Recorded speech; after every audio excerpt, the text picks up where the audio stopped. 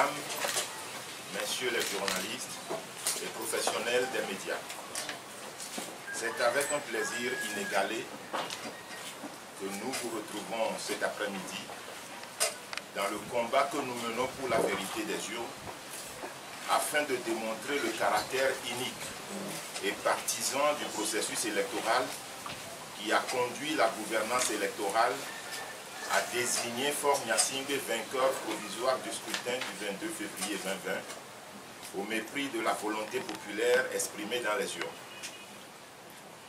Nous tenons à rappeler que le jour de cette forfaiture, le dimanche 23 février 2020, tard dans la nuit, la CENI a convié les représentants de tous les candidats et a pris soigneusement soin d'ignorer de convier M.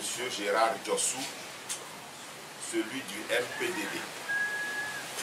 Peut-être craignait-elle les réactions de ce dernier face au vol et la casse électorale du siècle qu'elle mijotait. Mesdames et messieurs, la CENI a commis un crime, un complot contre le peuple togolais, un complot contre la nation. Et en cela, elle est impardonnable, car en se rendant complice de ceux qui veulent mourir au pouvoir, elle confisque ainsi l'avenir des millions de jeunes qui veulent s'émanciper et définir leur trajectoire de vie.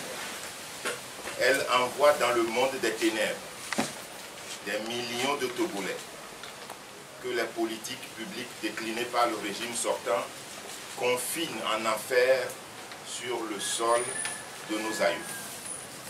Il est démontré que dans la panoplie d'outils de fraude utilisés pour parvenir à des faux résultats de 72,36%, on observe le vote multiple, le bourrage pur, de faux en écriture publique, des voies de fait exercées sur les délégués des candidats de l'opposition et leur expulsion des bureaux de vote, le recours immodéré aux moyens de l'État, les intimidations, sans oublier la débauche financière et matérielle qui ont marqué la campagne de Faure Gnassingbé. Au nom de quel principe la CENI peut-elle commander auprès d'un imprimeur accrédité des bulletins de vote prévotés en faveur du candidat sortant? Les images circulent sur le net et nous ne vous ferons pas offense de vouloir vous les présenter. L'imprimeur mérite d'être poursuivi comme acteur de perversion des résultats électoraux sur territoire étranger.